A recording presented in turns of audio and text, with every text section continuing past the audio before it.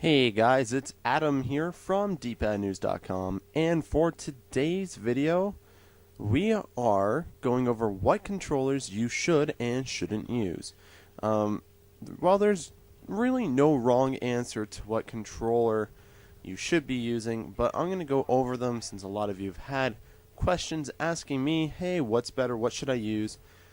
I'm going to give you my opinion on the three different types of controllers that are available to you guys to use. So the first one that we're going to do today is the Wii Remote and just the Nunchuck.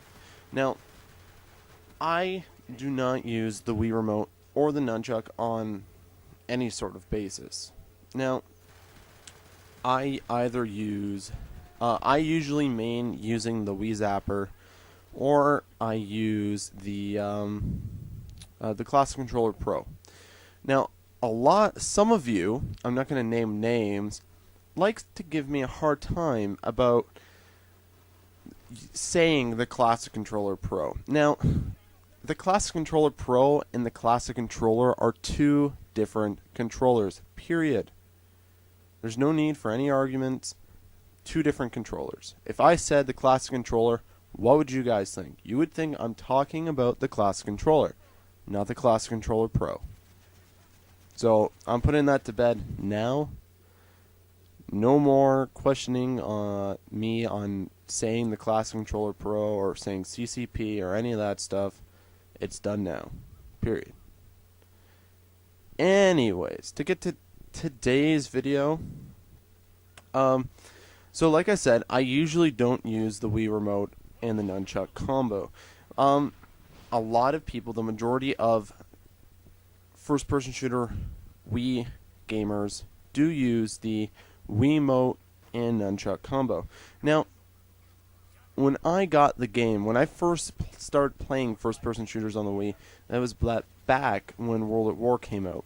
Now, when World at War came out, I played, I think, one game or two games using the Wiimote and the Nunchuck, and oh boy, did I suck. Mind you, it was like when I first started playing first-person shooters on the Wii, so I was fairly new at it to begin with, but for me, holding it in my hands, I wasn't comfortable with it, and I did have a hard time.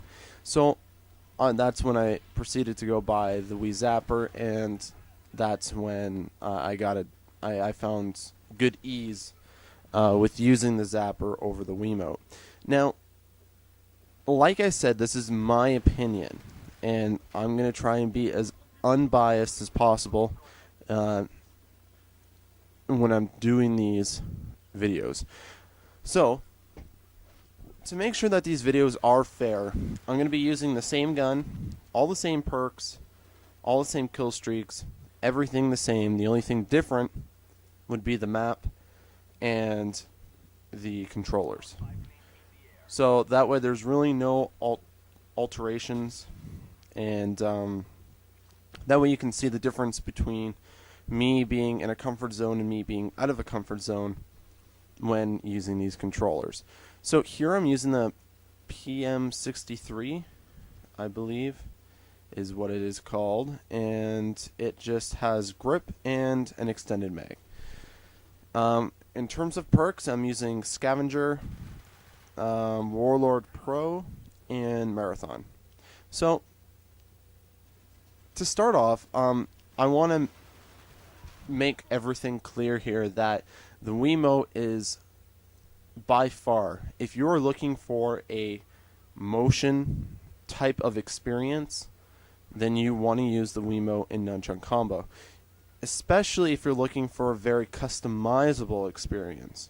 And I say that because when it comes to terms with motion control, there's various different motions you can do to create those controls. So right now, my Nunchuck, I hold my Nunchuck in my left hand, the Wiimote in my right hand. And so with the Nunchuck, I'm able to reload. All I have to do is shake the Nunchuck, and it reloads the gun. Now that's a lot easier than pressing a button and then having to alterate between controls alternate. Wow, I cannot talk today. Alterate. It's okay. Alternate between controls. But other people do not use the reload as the nunchuck means shook. um, oh boy. So basically, the nunchuck and any of the motions can really enhance the gameplay experience for those looking for that when they play.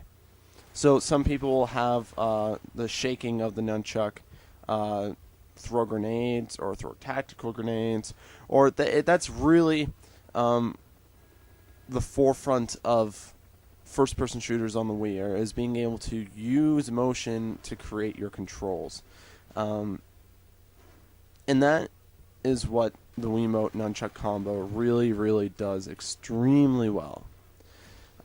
It is...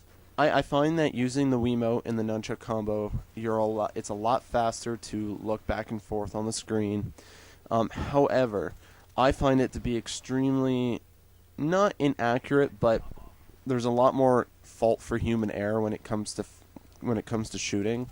Because if you don't have a steady hand, then you may not get an accurate shot. Now, I've always found that using motion in a first-person shooter kind of does replicate what it would be like in real life. And obviously, shooting a Wiimote is nothing like shooting a gun, but it does give you that fault for human error, which I think gives the Wii a little extra challenge when it comes to playing first-person shooter games, opposed to just using an analog stick to move around and just buttons.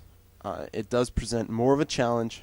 Some people can overcome that challenge, like many veteran players like myself, and other people do have a lot of hard times getting used to, being able to play under those circumstances. And I really think that's why the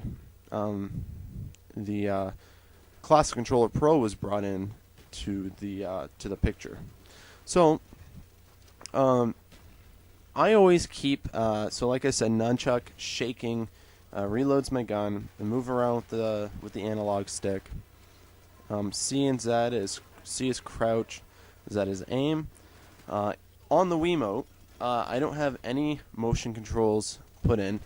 You can make it so that way if you turn the Wiimote. For the longest time I had it so if I turn the Wiimote and press plus, that would use a tactical grenade. And then if I just press plus straight up, it would throw a grenade. So, like I said, there is a lot of room for customization. So if you're looking for that type of experience, it's really well. Overall, a lot of people do enjoy the Wiimote Nunchuck combo. However, in my opinion, I find that it's very difficult to use the D-pad in terms of activating things. So as you can see here, I have a C4 in the bottom right-hand corner. Now I would have to press left on the D-pad and then up on the joystick. And a lot of times, during this game, I found it quite difficult to do so. And I know that's just me. I'm not very experienced with the Wiimote Nunchuck combo, but take that into consideration for those of you who have not played a first-person shooter game on the Wii. If I'm having trouble with it, and I've been playing first-person shooters for a very long time, so it's just something to keep in mind. I'm not telling you not to use it, but do what you feel comfortable.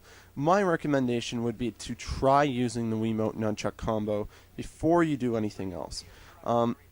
Once you do that, it's really in your hands if you're going to go out and buy a Wii Zapper, which we're going to cover tomorrow. So overall, the Wiimote gives you faster precision. It is a little unbalanced at times, but overall, it's a good experience, and I recommend it to everybody to try the Wiimote Nunchuck combo at least once. So that's going to do it for today's video. I'll have the Wii Zapper tomorrow. So this is Adam for DpadNews.com. I'll see you guys later.